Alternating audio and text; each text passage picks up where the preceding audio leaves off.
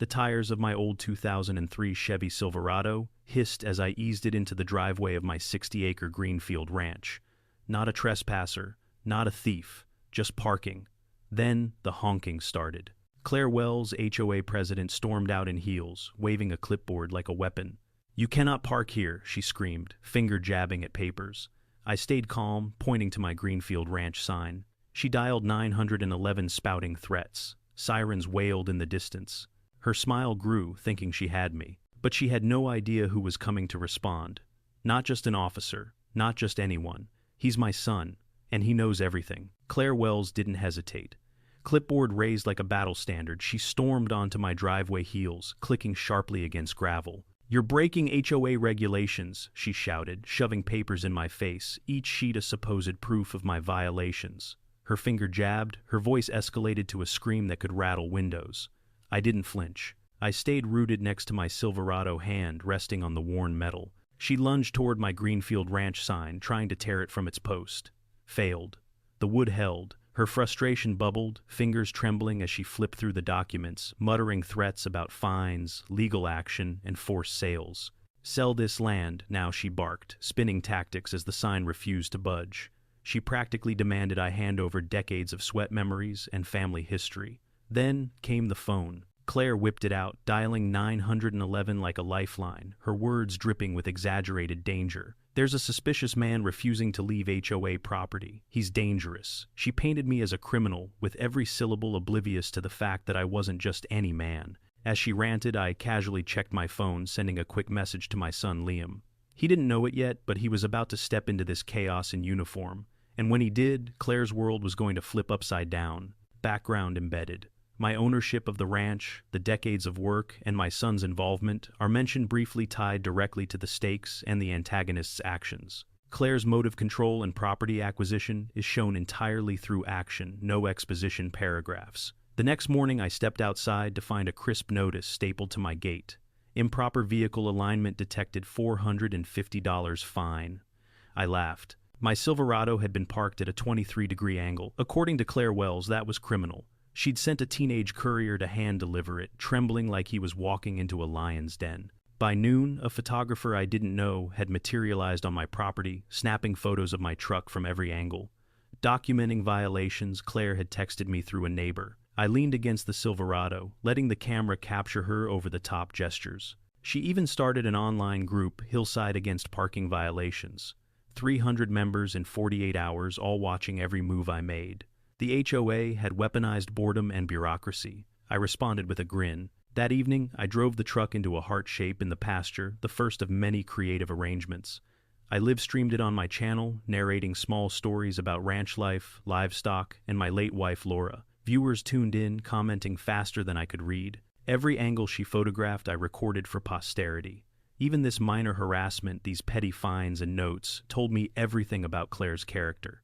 She didn't just want compliance, she wanted submission, and I wasn't about to give it.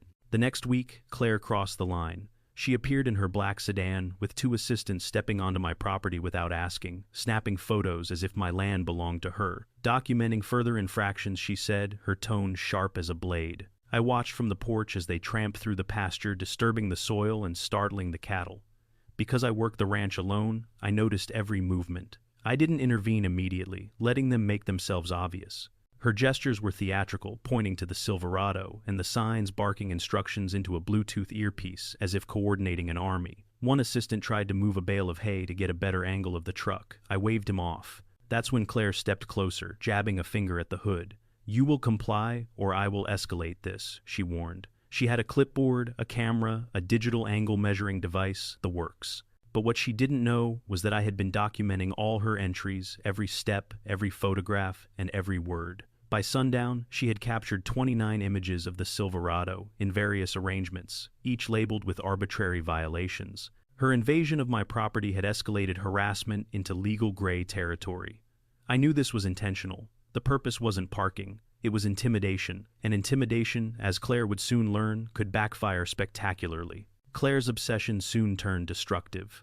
One morning I noticed my Silverado's tires had been slightly deflated. A note lay on the windshield, "Incorrectly parked. Corrective action taken." My heart sank. This wasn't just harassment. it was sabotage. Later that week, she had coordinated a group of drivers to park large trucks around my main gate. 5 semi-trucks strategically placed, blocking every entrance. My feed deliveries, veterinary appointments, and routine farm operations were stalled. The drivers, clearly uncomfortable, admitted Claire had paid them to create a blockade. $6,000 total, I later learned. I switched on the live stream, showing viewers the wall of trucks while calmly explaining the situation. Comments flooded in, outrage, tips, support. One viewer recognized one driver, Tommy Martinez, lost his commercial license last year. Another layer of the mess revealed itself. This escalation was personal. My memories of Laura teaching Liam to ride horses evenings, watching sunsets, and the decades spent building Greenfield Ranch, all under threat. Every act of sabotage was a strike at those memories. I parked the Silverado in a massive star formation across the pasture that night. A defiant signal. Creative, legal, impossible to challenge and broadcast to thousands online. The sabotage had ignited a response stronger than any law or HOA directive. Predictably, Claire called 911 again. 2 patrol cars rolled up, lights spinning, and Claire practically danced with excitement. "He's a threat, refusing to comply," she shrieked. The officers approached cautiously. One squinted at the truck, the signs, and my calm posture. Recognition flashed across the younger officer's face. "Liam, my son." I nodded subtly, letting the tension build. Claire continued her dramatic briefing, unaware of the twist about to unravel her assumptions. Liam, in uniform, assessed the situation with professional calm. "Sir," he said, examining the documents, "you're clearly on your own property. No violation." Claire's jaw dropped, a red flash across her face. Her fingers gripped the clipboard tighter, but she remained defiant. The other officer edged back, muttering under his breath about wasted response time, while Claire kept ranting, insisting the vehicle was aggressively angled, ignoring the legal facts laid before her. I stayed calm. Stream still running. Viewers watching, every word, every motion documented. Liam had arrived, and the scales of authority and karma were about to tip. Claire's final move before the climax was audacious. She tried to use the HOA to immobilize me, hiring drivers to park trucks in every access point at dawn. Emergency services threatened, deliveries halted. I documented everything, narrating to viewers. One of the drivers froze as I identified him from prior encounters. Within the hour, Liam called contacts at the Department of Transportation. Statements, confessions, and exposure of Claire's illegal payments followed. The online community exploded. Donations, tips, witnesses, my creative parking arrangements, hearts, stars, messages had become symbols of resistance. Claire's vendetta had reached the tipping point. Her misuse of authority, harassment, sabotage, and fraud had left her exposed. Every attempt to intimidate me had set the stage for her downfall. I parked the Silverado in a massive heart shape, lights streaming from the barn, illuminating the scene. Liam watched, calm but ready. Claire's world teetered on the edge. She had no idea what was coming next.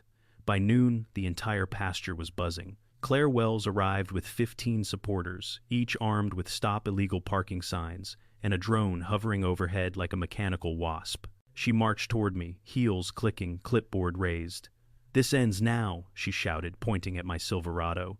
"Your parking is terrorizing this community." I stood among 10 trucks I'd arranged into a massive star formation, each legally parked on my land. "You're wasting your time," I said, camera streaming live. Neighbors had gathered, watching, murmuring. Even Claire's board members looked unsure, glancing at each other. Claire snapped at the drone operator, directing him to capture angles of aggressive parking. The crowd shifted uneasily, sensing the absurdity. I kept my eyes on the horizon, calm, waiting. Then, the unmistakable rumble of a Dodge Charger echoed across the gravel driveway. All heads turned. Claire's triumphant smile faltered. The vehicle rolled to a stop, and out stepped Sheriff Liam Harrison, my son, uniform, crisp badge gleaming in the Texas sun. "Dad," he said, voice low, measured. The crowd froze. Claire's clipboard dropped. The drone wobbled in midair. Silence fell, broken only by distant cattle. "I think it's time we review the facts," Liam continued, eyes scanning the assembled witnesses. Liam stepped forward, holding a folder of documents, his calm presence cutting through the chaos. "Mrs. Wells, these are the 12,911 calls you made in the last 30 days regarding Mr. Harrison's vehicle." The live stream viewers gasped. The chat exploded. He flipped through PDFs, photos, and recordings. "The Resolution 53B you keep citing was never filed with the county," Liam continued, scrolling his tablet. The $1, $2 million in HOA funds missing. They were directed into shell accounts tied to your acquisition plans. Claire's face went pale. Her hands shook, hovering over the clipboard. She stammered. I'd also like to point out, Liam said, scanning the gathered witnesses, that the 5 trucks blocking access this morning were all paid $1,000 each by you to create an illegal blockade. Public safety was endangered and multiple traffic laws were violated. Neighbors gasped. Some began recording on their phones, capturing every incriminating detail. Claire's supporters exchanged worried glances. Liam's final piece of evidence, a series of live-stream clips showing the Silverado arranged in hearts, stars, and letters, all completely legal, all on private property. The atmosphere shifted. The scales of power had tipped. Claire's calculated intimidation, harassment, and fraud were laid bare. The HOA president, who had stormed onto my land in heels, was now trembling under the weight of law, community scrutiny, and public witness. Claire tried to shout over Liam's narration, waving her hands. "You don't understand. My HOA rights," Liam cut her off. "I understand perfectly. You misused emergency services, fabricated documents, and attempted to extort a private citizen. That's fraud, harassment, and grand theft." The crowd erupted in murmurs of approval. Neighbors stepped closer, witnessing the downfall of the figure who had terrorized the pasture for weeks. Claire's drone operator slunk back, avoiding eye contact. Her clipboard, her papers, the shiny banners of authority, all symbols of her power, now lay scattered across the gravel. Liam called for backup officers who arrived promptly. Handcuffs clicked. Claire's face went from red to white, then a stunned green. "You can't do this," she yelled, but no one listened. She was led to a patrol car, muttering threats about lawsuits and revenge, powerless against the avalanche of evidence and authority. I stood beside Liam, feeling a mixture of relief and awe. The trucks behind us, perfectly aligned, glinted in the sun. The community had witnessed the undoing of a bully live unfiltered. Cameras streamed every second. The chat erupted to over 200,000 viewers, disbelief and celebration mixing into a roar of virtual applause. As Claire was driven away, the finality settled over the pasture. My Silverado, parked in the center of the star formation, gleamed quietly. Liam looked at me, smiling. "Justice isn't always quiet," he said. "But today it's exactly this loud." For the first time in weeks, I breathed freely. The harassment, the sabotage, the false claims all ended. The ranch, the past, and my family's legacy were safe. And the community had seen firsthand what happens when determination, law, and creativity combine against tyranny. Claire Wells's absence left an almost tangible calm across Greenfield Ranch. The tension that had gripped every fence line and pasture dissipated like fog under the noon sun. Neighbors previously hidden behind their gates or inside sprawling homes emerged cautiously, then, with relief, finally willing to witness the end of weeks of harassment. I walked among the 10 trucks arranged into a massive star, each vehicle reflecting light from the mid-afternoon sun. Liam stayed beside me, hand resting briefly on my shoulder. "They saw the truth," he said quietly. "No one can spin that now." Families brought children to look fascinated by the massive geometric patterns, while older ranchers shook their heads in disbelief at the creativity and legality of the display. My live stream had gone viral overnight, the comment feed a roaring mix of outrage, support, and shared experiences of HOA overreach. Donations began arriving, small sums, large contributions, all fueling a legal fund for other homeowners who face similar harassment. I paused at the Silverado parked at the center of the star formation, polished from weeks of rain and sun, and remembered Laura. Even without saying it, I felt her presence, her laughter, mixing with the cheers from neighbors and live stream viewers. Liam caught my gaze and nodded. Unspoken understanding passed between us. The ranch, our family's legacy, and our community's integrity had survived. Some of Claire's supporters approached hesitant, some muttering apologies. Their expressions softened as they realized the absurdity and the justice of it all. Applause began slowly tentative until it grew into a unified roar across the pasture. Cameras, phones, and drones captured it all, preserving the moment forever. Within days, formal investigations confirmed the scope of Claire's actions. The forged resolution, misused HOA funds, repeated false 911 calls, all led to criminal and civil charges. Fraud, harassment, obstruction of justice, and misuse of emergency services were filed. The courtroom, packed with neighbors, supporters, and online viewers, became a stage for transparency. Video evidence of the Silverado arrangements, the blockade trucks, and Claire's trespasses played continuously. Liam testified both as a witness and in his professional capacity, his calm, precise recounting of her illegal actions, lending undeniable weight to the case. Claire's attorney attempted weak defenses, claims of parking anxiety, misinterpreted HOA rights, even citing minor procedural misunderstandings. But the court was unconvinced. Each lie crumbled under the mountain of evidence, live stream footage, photos, neighborhood testimony, and her own admissions. The judge ruled swiftly. Claire Wells was ordered to pay restitution of $1.2 million to correct the misappropriated HOA funds, serve fines totaling $150,000 for misuse of emergency services, complete mandatory anger management and HOA compliance education, maintain a 500-foot restraining order from Greenfield Ranch, ensuring she could no longer interfere with property access or intimidate residents. Neighbors erupted in applause as the order was read. Claire's downfall was complete, her authority nullified. The courtroom murmurs mixed with laughter at the absurdity of the situation, a person brought low by obsession over parking angles. The live stream chat erupted in real time, viewers celebrating the justice and integrity displayed. Even members of her board who had supported her hesitated, reflecting on the abuse of their own HOA power. Justice had been served not only legally, but publicly, with consequences that would deter any similar abuse in the future. Weeks later, Greenfield Ranch hosted a celebration of unprecedented scope. 30 vehicles, each brought by supportive neighbors, rolled in to form new geometric patterns, stars, hearts, and letters, spelling freedom across the pasture. My Silverado occupied the center, polished and perfectly aligned.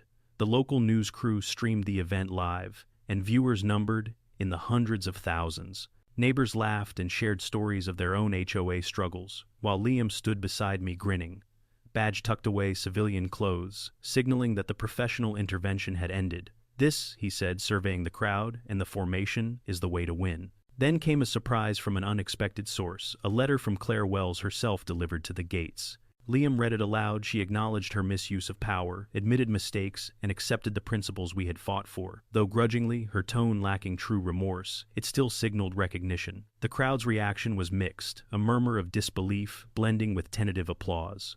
I parked the Silverado in the Central Star tailgate, down inviting neighbors and friends to gather. Liam wrapped me in a bear hug.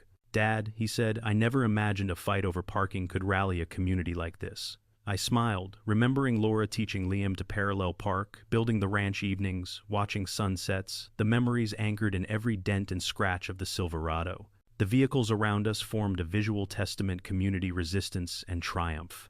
Livestream viewers cheered, commenting on creative arrangements, applauding the stand against bureaucratic tyranny, and sharing stories of their own victories. As the sun dipped below the horizon, painting the sky in fiery orange and crimson, I whispered to Liam, "Sometimes the smallest acts, even where you park, can change everything." He nodded, eyes reflecting the fading light. And karma. It didn't just come around. It parked right here in front of Greenfield Ranch, tipped its sheriff's hat, and called my name. The ranch, the community, and our legacy were safe, and justice had never looked so vivid.